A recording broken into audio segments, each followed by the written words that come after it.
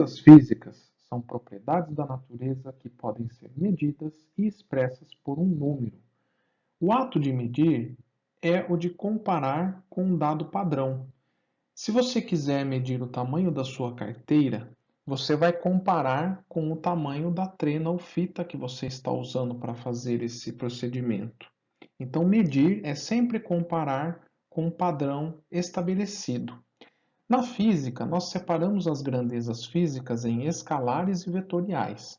As escalares são aquelas em que basta um número e uma unidade para compreendermos essa propriedade. Como exemplos, temos comprimento, massa, tempo, energia, temperatura. Então, nelas basta apenas representar com um número e sua unidade de medida. As grandezas vetoriais, elas precisam de três informações: o módulo mais a sua unidade de medida, direção e sentido. Essas grandezas são representadas por meio de um vetor, que é uma seta, e a letra utilizada para representar essa seta, ela vem com um símbolo em cima, que é uma setinha sempre apontando para a direita, em cima da letra.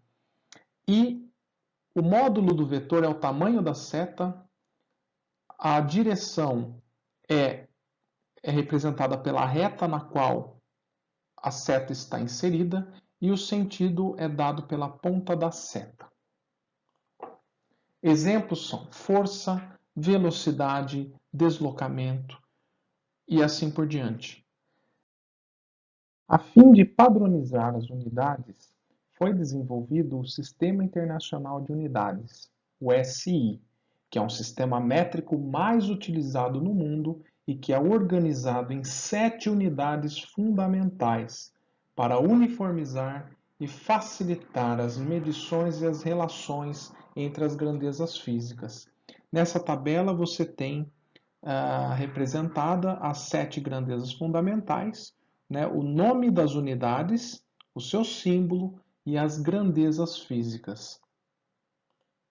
Nesse nosso curso de mecânica, utilizaremos principalmente essas 3 grandezas fundamentais e as unidades metro, quilograma e segundo, sistema que é conhecido como MKS.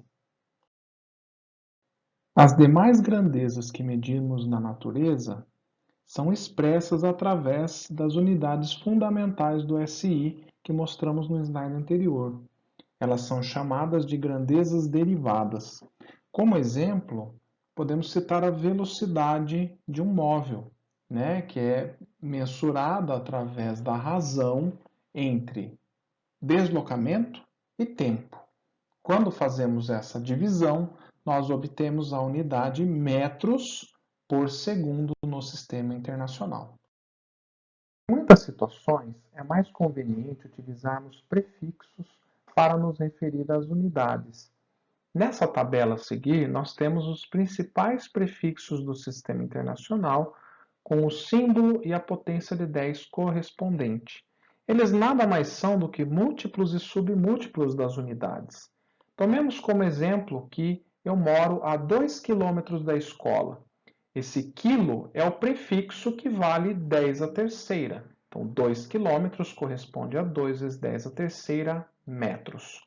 Um outro exemplo, 3,34 nanosegundos é o tempo que a luz leva para percorrer 1 metro. É um tempo muito curto, não é mesmo? Mas esse nano representa 10 a menos 9, segundo a nossa tabela.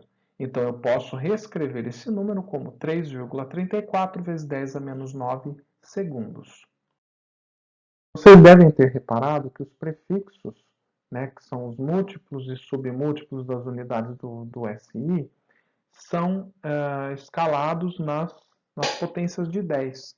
Né? Então, nós podemos utilizar a regra de multiplicar e dividir por 10 para converter de uma unidade para outra, conforme mostra esse velho diagrama que vocês já conhecem do ensino fundamental. Então, como exemplo, se eu quiser converter de hectômetro para metro, basta eu multiplicar por 100, né? Que eu tenho que andar de hectômetro para decâmetro e depois de decâmetro para metro.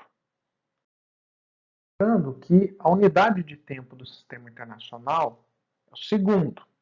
Porém, utilizamos em nosso sistema do dia a dia as unidades dia, hora, minuto, em que as relações, são essas que estão mostradas aqui. Então, um dia tem 24 horas, cada hora tem 60 minutos e um minuto tem 60 segundos. Logo, utilizem essas relações para fazer as conversões de tempo. Pessoal, para fazer as conversões de unidades, é necessário que vocês conheçam as relações entre as unidades de medida que você quer converter e, se possível, saber utilizar a tabela de prefixos, que elas ajudam em muitas circunstâncias.